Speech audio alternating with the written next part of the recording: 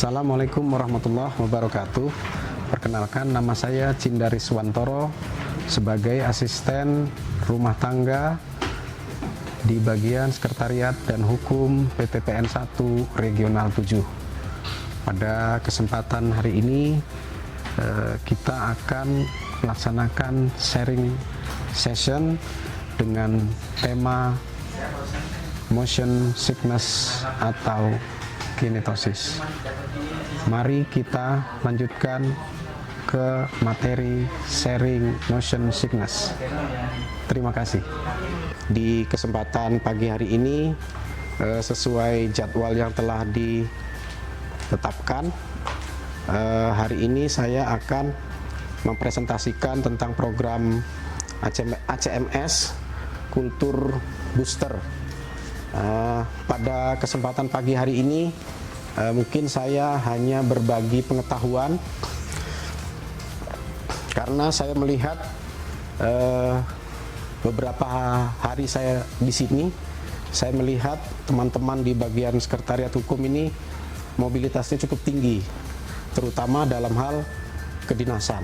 Mungkin yang kecil ini bisa bermanfaat untuk kita yang artinya menjalani perjalanan dinas. Hal-hal yang ini mungkin bisa terjadi pada diri kita semua dan kita bisa mengantisipasi atau mempersiapkannya. Nah, kesempatan pagi ini saya berbagi pengetahuan tentang motion sickness ataupun kinetosis.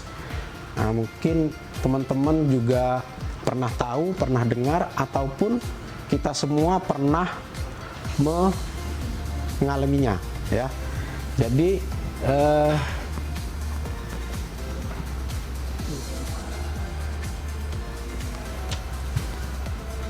kinetosis atau motion sickness itu istilahnya bahasa awamnya itu adalah mabuk perjalanan.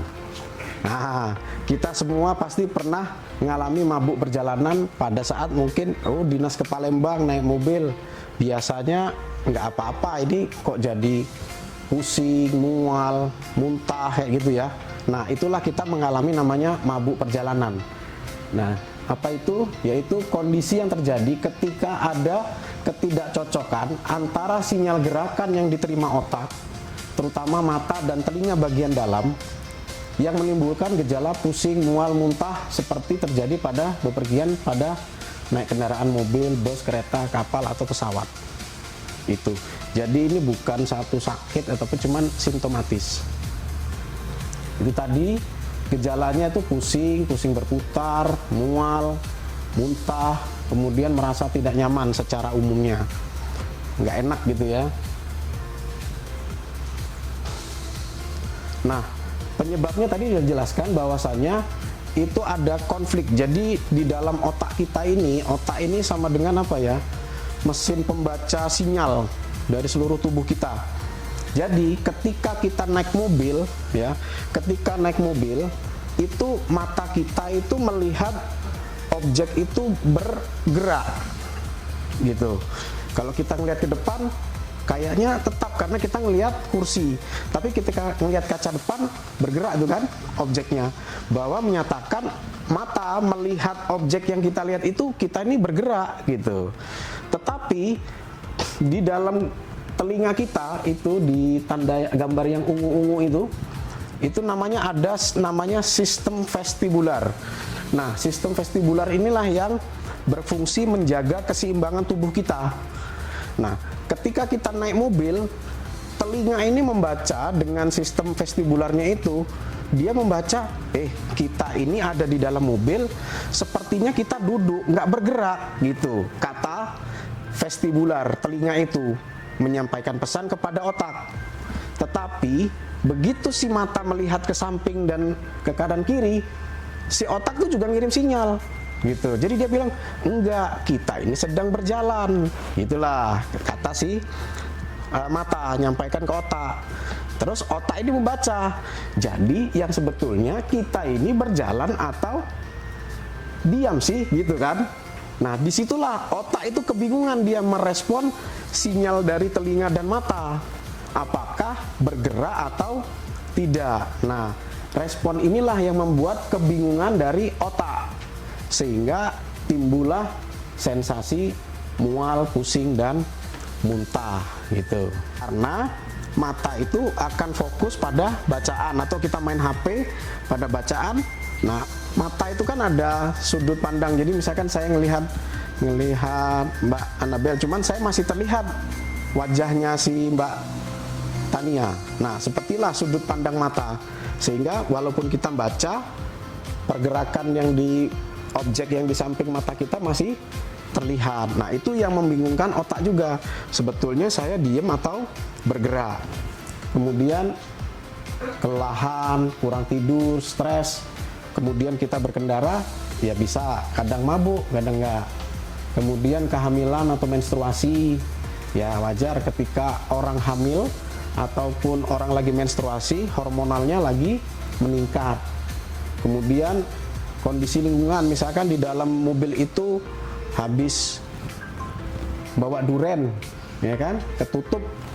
Nah, akhirnya bau durennya ada di dalam mobil. Kita nggak tahan baunya duren, sehingga mabok. Kemudian riwayat penyakit vertigo ataupun yang lain, itu menjadi faktor pencetusnya.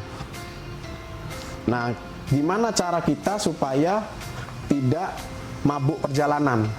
Yaitu kita mengambil posisi duduk yang ya duduknya santai, maksudnya rileks gitu. Nggak, kalau kita ini kan mungkin kalau kita lagi main HP, sender sana, sender sini, ngerebahin ini. Nah, itu membuat kita malah jadi makin nggak stabil kita nih posisinya.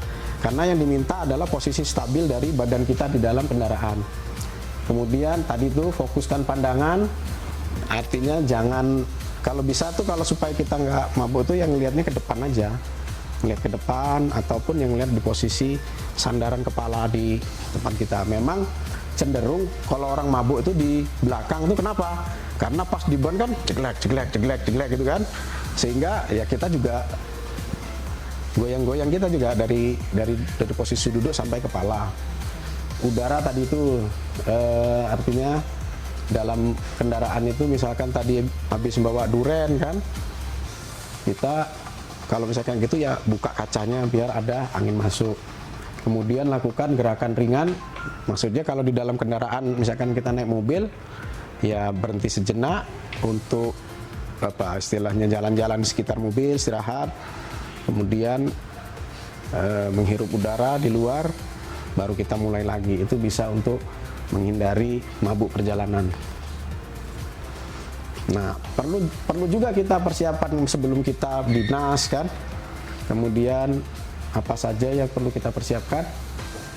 Yang jelas kalau kita mau dinas, upayakan kita mungkin ya sebisa mungkin istirahat, sehingga di perjalanan yang nantinya mungkin perjalanannya jauh, kita tidak terlalu letih.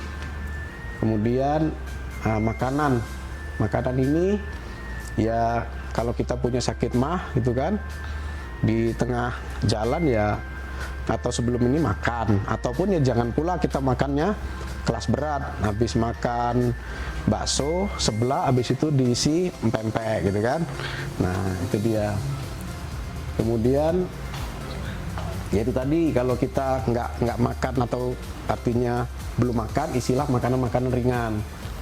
Kemudian ya ini bagi yang ini sebetulnya hindarkan merokok ya, cuman kalau mungkin merokok itu bisa menghindarkan stres ya monggo saja. Kemudian tidak minum alkohol. Demikian yang dapat saya sampaikan tentang mabuk perjalanan. Semoga bermanfaat untuk teman-teman sekalian yang akan melaksanakan perjalanan dinas. Saya akhiri, wassalamualaikum warahmatullahi wabarakatuh. Mungkin dari Bapak Ibu atau rekan-rekan sekalian ada yang ditanyakan perihal mabuk perjalanan.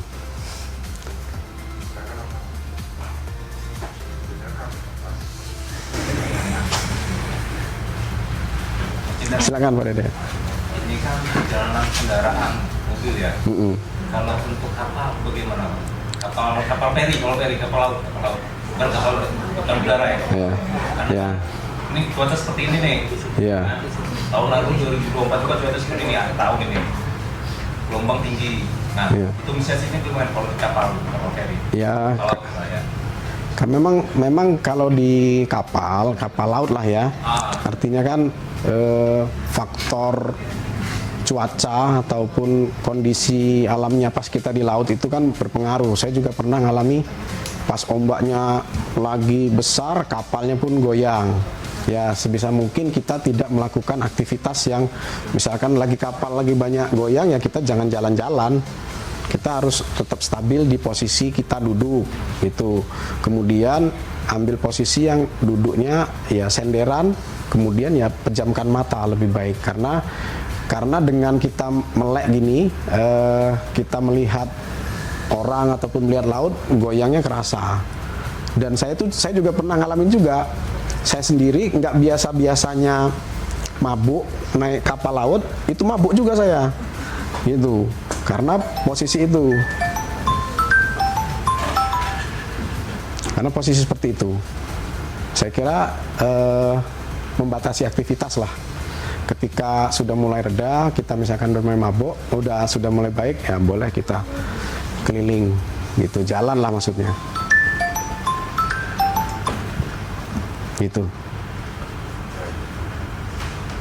Hanya pastinya ya.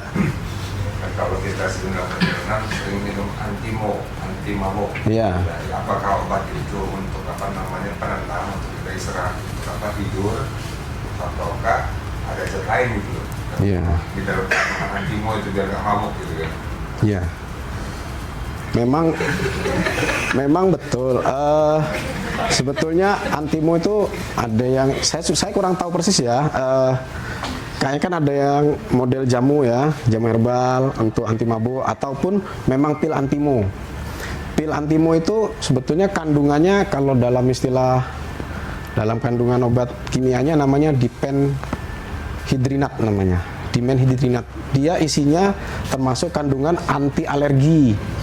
Nah, anti alergi dia. Nah, sifatnya itu dia menekan saraf otak kita tadi yang bingung tadi supaya rileks. Nah, dengan rileks caranya dibikin ngantuk. Nah, makanya kalau kita minum antimo biasanya kita ngantuk. Kalau udah tidur udah rileks, nggak kerasa apa-apa itu. Makanya orang kalau mabukan beli antimo. Ya artinya memang salah satu penanganan ketika mabuk bisa diberikan obat antimo. Tetapi kalau enggak, ya ini tadi tindakan seperti tadi yang kita untuk mengantisipasi. Atau kan dibalurkan minyak kayu putih di hidung atau perut, tujuannya juga untuk merefresh ketika kita nyium kayu putih kan.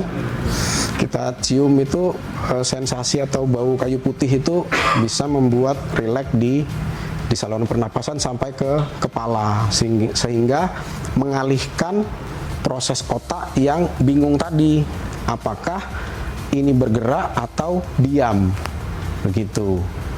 Ketambahan juga tadi kan ketika kita sudah kena mabuk kan mual tuh kan. Nah, efek kayu putih menghangatkan perut sehingga yang tadi asam lambungnya karena meningkat mau muntah jadi berkurang gitu.